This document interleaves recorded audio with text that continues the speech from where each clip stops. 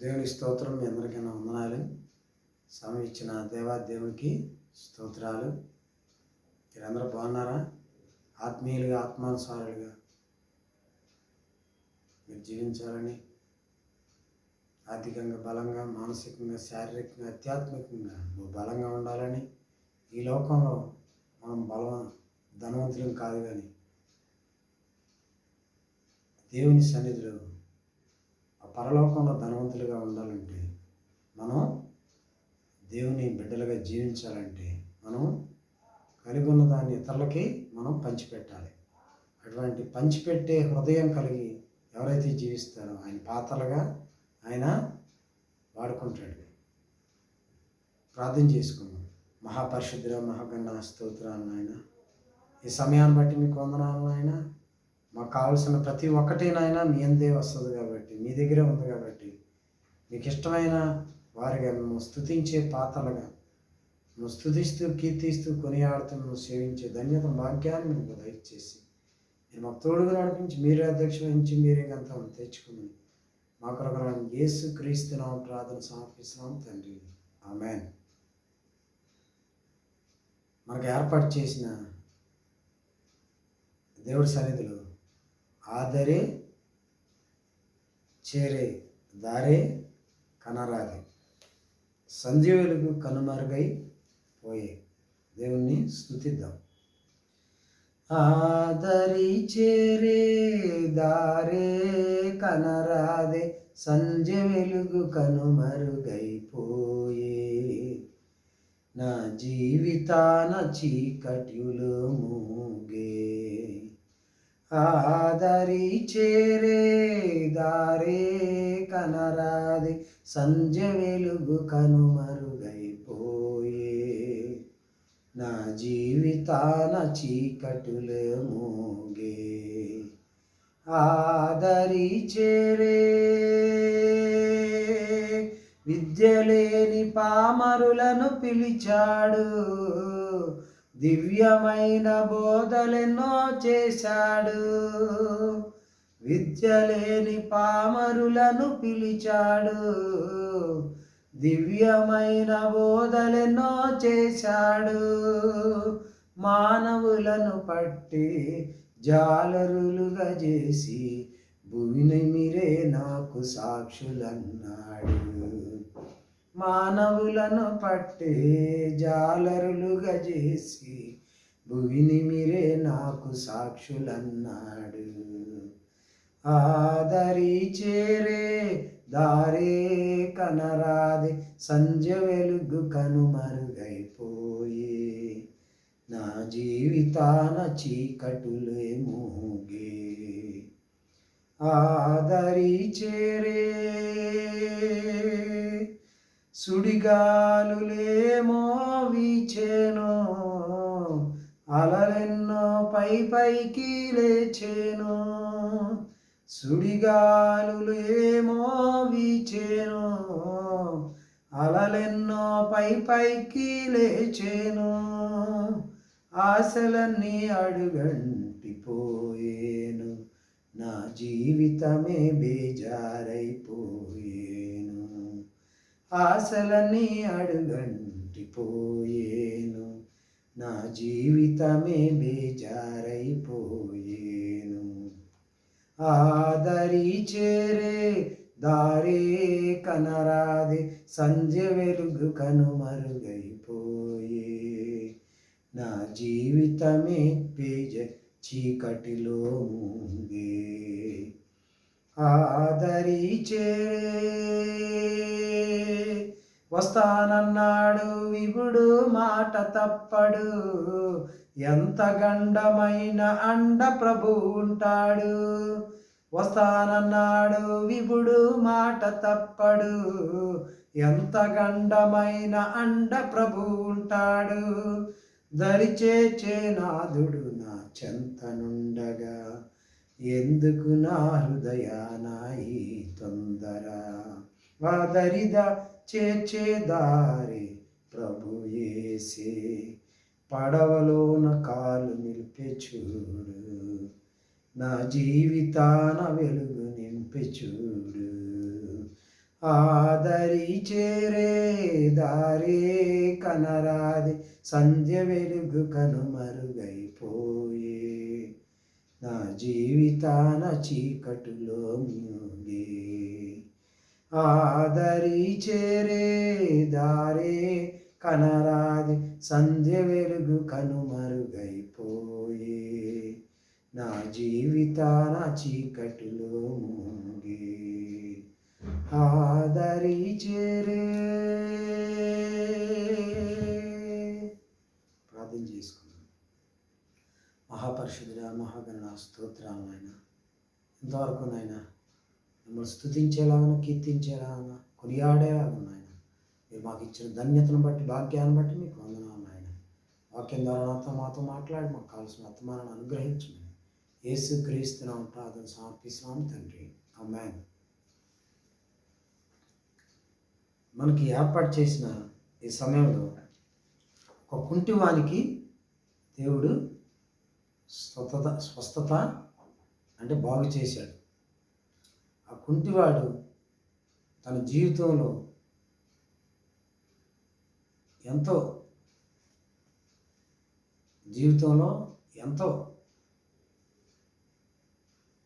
అడుక్కున్న స్థితిలో అందరూ తోసివేసిన స్థితిలో ఉన్నప్పటికీ ఆ కుంటివాడికి సంతోషం దేవుడు ఇచ్చాడు. ఎలాగిచ్చాడు కొన్ని వచనాలు మనం గమనిద్దాం.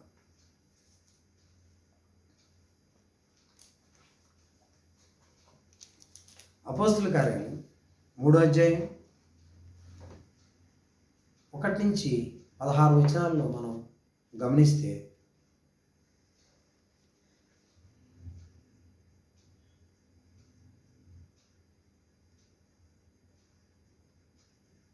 పగలు 3 గంటలకు ప్రార్థనా కాలమున పేతురును యోహాను దేవాలయమునకి వెళ్ళుచుండగా పుట్టినది మొదలుకొని కుంటువాడైన ఒక మనుష్యుడు మోసుకొని పోబడుచుండెను.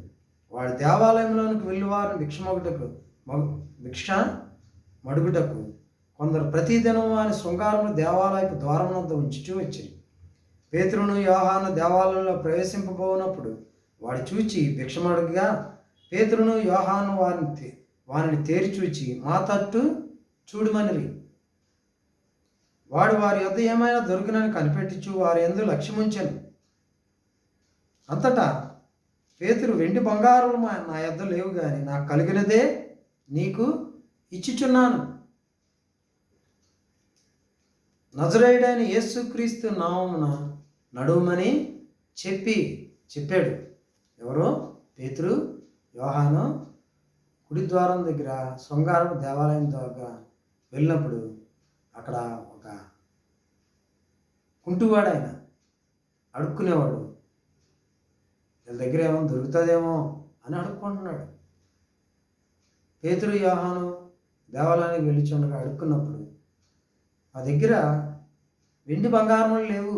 వెండి బంగారముల కంటే నా ప్రభువైన యేసు క్రీస్తు దర్శన భాగ్యం ఆ కుంటివాడికి ఇచ్చారు. అందుకనే వెండి బంగారం ఇస్తే అది కొంతవరకు ఉపయోగించుకుంటాడు, కానీ నాకు కలిగినదే నీకు ఇచ్చుచున్నాను, నా దగ్గర ఏదైతే ఉందో అదే నీకు ఇస్తున్నాను, నజరేయుడైన యేసు క్రీస్తు నామమున లేచి నడు అని చెప్పాడు. కుంటి భిక్షకుడు అపోస్తుల ద్వారా క్రీస్తు శక్తితో స్వస్థ పడ్డాడు. తనలో విశ్వాసం ఉంచే వారి గూర్చి క్రీస్తు తన శిష్యులతో ఇలా అన్నాడు: నా నామమున రోగుల మీద చేతులించినప్పుడు వారు స్వస్థత నొందుదురు. దేవుని చిత్తానికి లోబడి సంఘం తన స్వస్థత పరిచర్యను కొనసాగించింది. ఈ అద్భుతం యేసుక్రీస్తు నామంలో జరిగింది. విశ్వాసం ద్వారా పేతురులో ఉన్న స్వస్థత వరం ద్వారా జరిగింది. వెండి బంగారాలు తన యొద్ద లేనప్పటికీ వాటికంటే విలువైనవి ఇస్తానని పేతురు కుంటి భిక్షకునికి చెప్పాడు. ఎంతో ఇహలోక సమృద్ధిని కలిగి ఉన్న ప్రతి సంఘం పేతురు మాటలను గురించి ఆలోచించాలి. ప్రస్తుత కాలంలో అనేక సంఘాలు వెండి బంగారం మా యొద్ద లేవు అని కానీ నజరేయుడైన యేసుక్రీస్తు నామమున నడుమని కానీ చెప్పలేక పోతున్నాయి. అంటే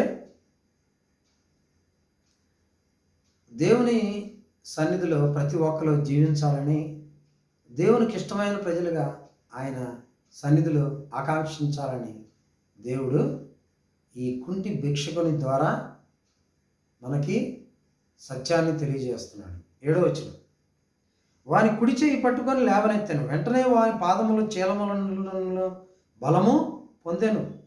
వాడి దిగ్గులు లేచి నిలిచి నడుచుచు గంతులు వేయచ్చు దేవుని స్తుతించుచు వారితో కూడా దేవాలయంలోనికి వెళ్ళాను. వాడు నడుచుచు దేవుని స్తుతించిన ప్రజలందరూ చూచి, శృంగారమును దేవాలయ ద్వారమునంత భిక్షం కొరకు కూర్చుండిన వాడు వీడే అని గుర్తెరిగి వానికి జరిగిన దాన్ని చూచి విస్మయంతో నిండి పరవశు లైరి ఉన్నవారి వద్దకు గుంపుగా పరిగెత్తి వచ్చిరి. పేతురు దీన్ని చూచి ప్రజలతో ఇట్లనండి, ఇశ్రాయేలులారా, మీరు వీరి విషయమై ఎందుకు ఆశ్చర్యపడుచున్నారు? మా సొంత శక్తి చేతనైన భక్తి చేతనైన నడవను వీనికి బలమిచ్చినట్టుగా మీరెందుకు మా తట్టు తేరి చూచున్నారు? అబ్రహాము, ఇస్సాకు, యాకోబు అని వారి దేవుడు అనగా మన పితరుల దేవుడు తన సేవకుడైన యేసుని మహింపరిచి ఉన్నాడు. మీరు ఆయన్ని అప్పగించిదిరి. పిలాతు ఆయన్ని విడుదల చేయుటకు నిశ్చయించినప్పుడు మీరు అతని ఎదుట ఆయన్ను నిరాకరించితిరి. మీరు పరిశుద్ధుడను నీతిమంతుడైన వారిని నిరాకరించి నరహంతకుడైన మనిషిని మీకు అనుగ్రహింపమని అడిగితిరి.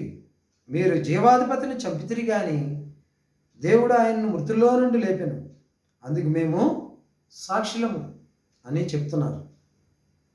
16వ వచనం, ఆయన నామందల విశ్వాసం మూలముగా ఆయన నామమే మీరు చూచి ఎరిగి ఉన్న వీరిని బలపరిచను. ఆయన వలన కలిగిన విశ్వాసమే మీ అందరి ఎదుట వీనికి పూర్ణ స్వస్థత కలుగా చేశాను.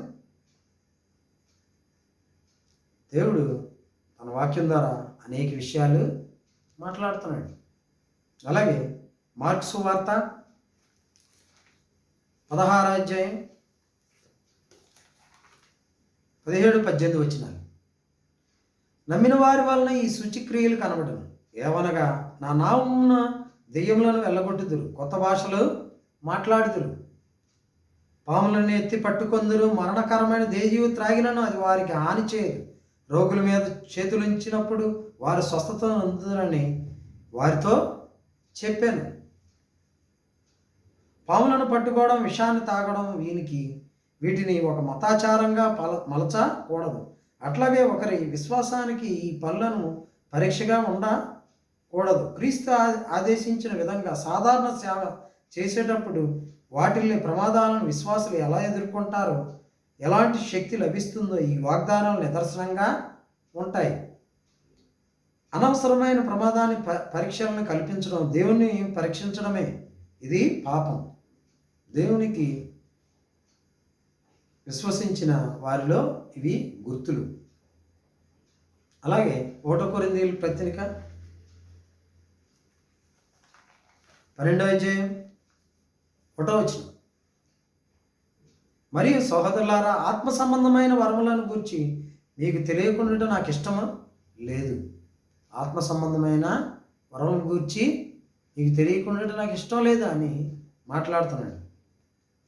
అలాగే 9వ వచనం, మరి ఒకరికి ఆత్మ వలననే విశ్వాసమును, మరి ఒకరికి ఆ ఒక్క ఆత్మ వలననే స్వస్థపరచు వరములు. అంటే పరిశుద్ధాత్మ దేవుడు